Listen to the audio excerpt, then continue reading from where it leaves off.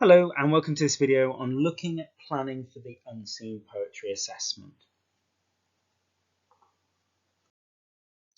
Now there are a few key mistakes that students make with poetry, and that usually is about how they use time. Now students are often quick to rush to get something down, and what makes for the best answers is those students who have thought about it and taken their time with planning a response. Because often what happens is that students that don't plan, they jump all over the place with lots of different ideas, and it doesn't really hold together or even develop things. So we're suggesting that you spend a good period of time planning. Now we're going to start off first by actually just reading a small poem. Now, not all the poems that you're going to be writing about in the exam will be about animals, but this just happens to be a poem about an animal. So the first thing we suggest you do is actually read the poem instead of looking at the question, because what happens if you look at the question is then you tend to focus on skimming and scanning and you look for ideas straight away. And with poetry, it's best just to read it and kind of get a feel for it first before you look at the question. And we know that students who read the poem again and again in the exam actually helps to build their understanding of the poem. So here we go. The eagle. He clasps the crag with crooked hands. Close to the sun in lonely lands, ringed with azure world he stands. The wrinkled sea beneath him crawls. He watches from his mountain walls, and like a thunderbolt he falls. So there's the poem. And the first thing is just read it and get an idea about what it's about. The next thing is then start picking out some images. So out of this poem, what would be the 3 key images that you'd pick out? So I'm just going to go quiet while give you a bit of time to think what would be the 3 images that you would pick that show us about how the poet presents the eagle.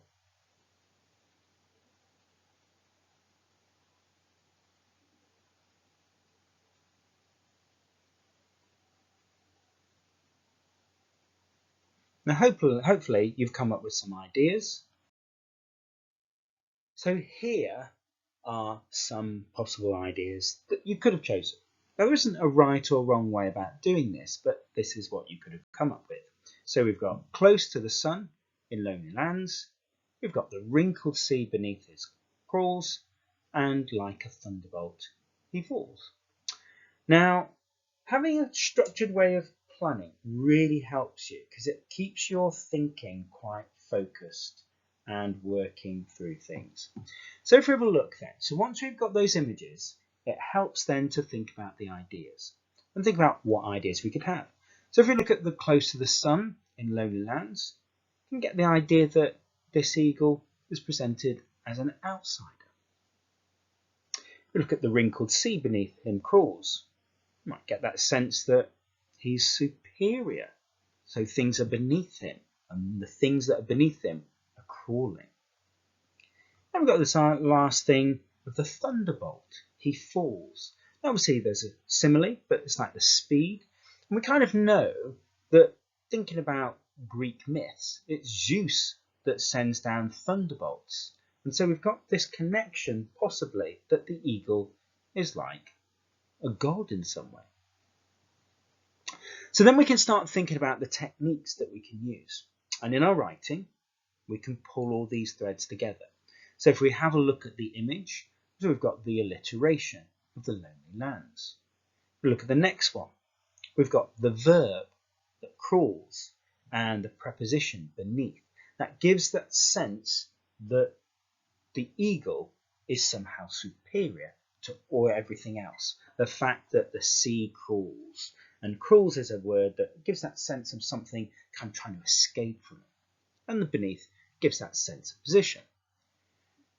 We look at the last one. We've got that simile, like a thunderbolt. And so you can see that we're building up our paragraphs and our ideas.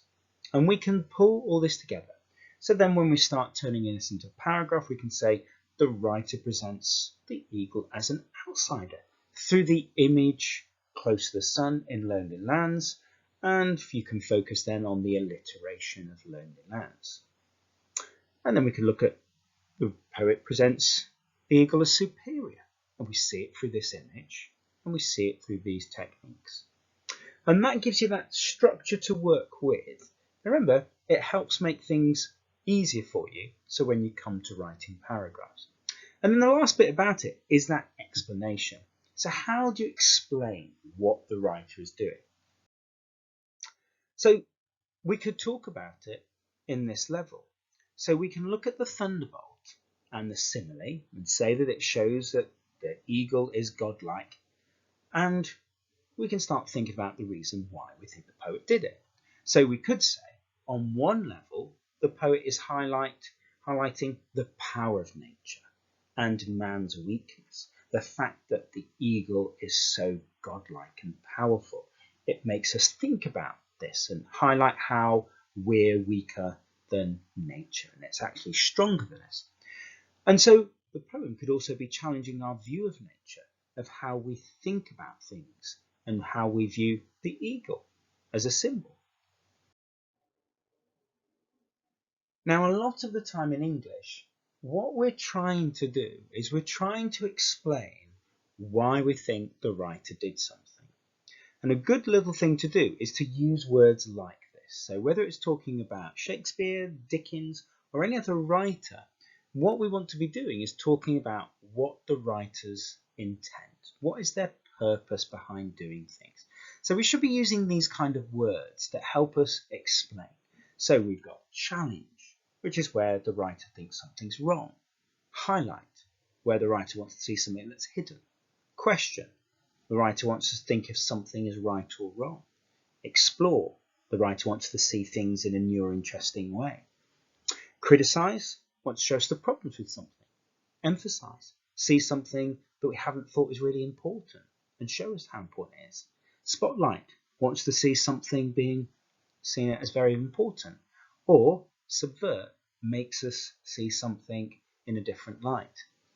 Now we could say with the poem that we're looking at now, we could say that the poem is subverting our understanding of nature, and where we think nature is kind of weak and timid, here we're seeing how actually it's truly powerful and it's strong. And one little advice is to use more than one, because often writers have more than one reason when explaining something.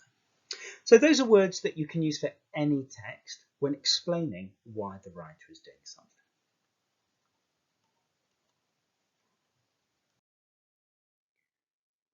Now we're just going to go back through the structure. Now the first thing you need to do is spot your images. So pick the images, then think of the ideas, and a good little bit of advice is to have possibly more than one idea. So say that it's this, but also this, or it's this, yet this. And that helps you to kind of develop and have more to explain in your paragraph. And then link your technique to your image, and then develop your explanation.